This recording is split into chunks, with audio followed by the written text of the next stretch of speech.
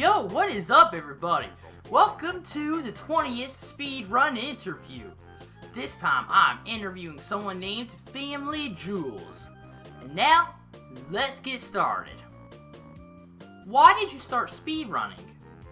So I started speedrunning mostly because the drummer in my band was a big fan of Mario 64 speedruns, and he knew a few tricks and the 16-star run himself.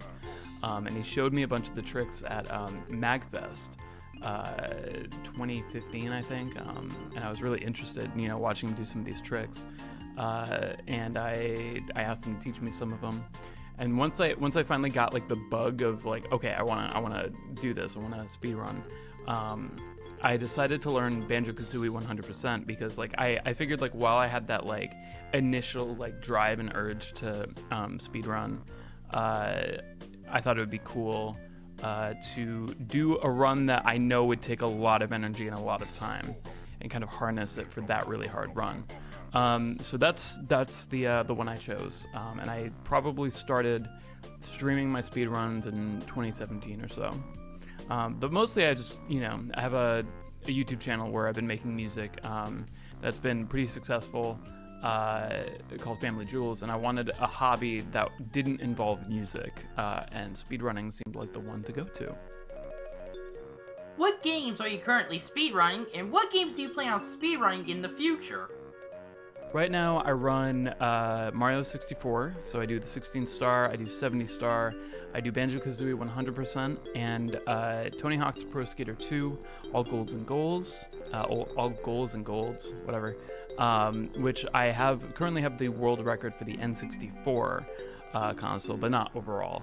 I'd love to run Bomberman 64, Ocarina of Time, and mostly like I really like speedrunning N64 games, so pretty much any N64 game I'd be down to learn the run for that, but I'd also love to learn Mario Odyssey as far as non-64 games. What glitches, skips, and or tricks would you say has been the easiest and also the hardest for you to perform? For Mario, I had a lot of trouble with Owlless for 60 and 70 star. I think that's a really weird trick because like I feel like you'll learn it, you'll figure it out, you'll have a method to do it, and then you'll get it every time. And then at some point down the road, you'll start failing it over and over again, and you have to go back and relearn it. And it's kind of weird how that trick, like, you could be like, I don't know it like backwards and front, and then then suddenly you don't know it, and you have to like relearn it. But I think there's a lot of mechanics involved in that one quick, like, jump, the positioning of where you land on the cage and stuff like that, you have to take into account. Also, I usually have a hard time with a lot of the easy strats, but not with like the really hard strats. One really hard strat that gave me a lot of trouble was the Lock-A-2 bounce for Rainbow Ride. But eventually I got that one. There's a triple jump trick in Hazy Maze Cave that I still cannot do. I've done it a few times, but I can't get it RTA viable for my own runs. But I think that will be something that I have to really, really grind. But I don't really think that that's that difficult a trick. It's just for whatever reason, my style of play makes it kind of hard to pull it off. For Banjo, I had a really hard time with the engine room propeller skip, both of them, and it actually made me stop running the game because after a certain point, that's like 2 hours into the run, to like lose a run to that consistently, it became really like, mostly just like time consuming, like I figured I could be spending time working on music or something instead of do all these runs that I waste 2 hours every time. But definitely, getting good at that trick and realizing that, it's not a waste of time. You're practicing everything up to that point. And, kind of taking more of a mentality of, if it's that far in the run, you might as well just finish it anyway and practice the rest of the run. Definitely got me back into enjoying it a lot more. What games were you shocked to see others speedrun? I feel like, honestly, like I am not shocked by anything anymore. I think as soon as, you're aware that like you can even speedrun like Animal Crossing by just doing like a finish the first debt or all debts paid or something. Like once I realized that you can make categories for anything, you could really speedrun anything. So that probably once I learned about Animal Crossing, that was the one that I was like, all right, pretty much that was shocking, but like anything from now on I'm not gonna be shocked by. What would you say has been your greatest moments while speedrunning? Definitely finally getting the sub 1 hour on 70 star was pretty emotional for me because I got so close to it and I ended up doing speedrun streams every day until I got it. And it took, I think, a week and a half of just like doing it every day. So that was pretty crazy. I'm glad we were doing highlights and stuff of that. I think it made for a really cool moment.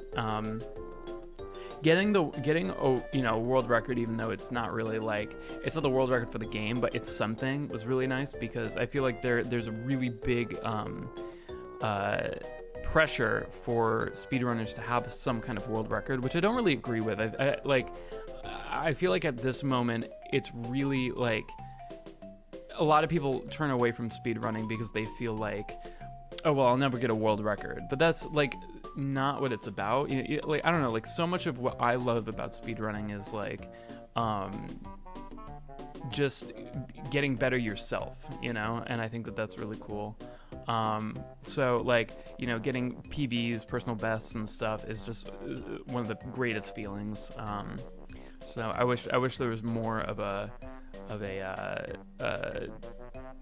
I don't know, weight on that as opposed to just always getting world records. But it was nice to finally have something that I could say that I had a world record for once.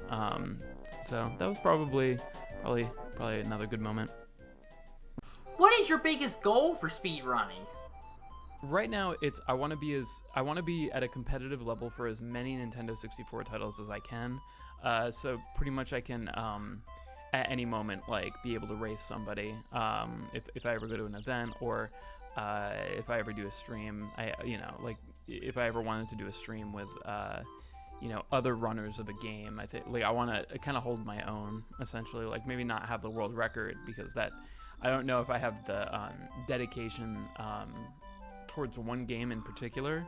I feel like I would definitely reach burnout way before I would be able to get world record in any of the games like Banjo-Kazooie or Super Mario 64 or Ocarina of Time for sure.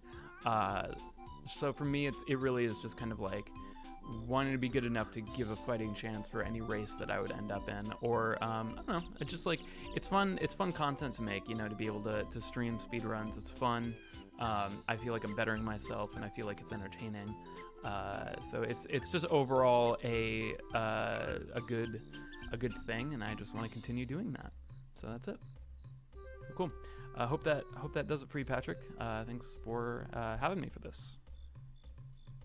Alright, that is the interview. It was a pleasure having you here, FamilyJules. I really liked having you, bro. Thanks again for being a part of my series. Alright, I'll leave a link to his Twitch in the description down below if you guys like to check him out. Okay, that's it for this video. Thank you so much for watching. Like, comment, and subscribe. Now see you guys in the next video. Goodbye, everybody.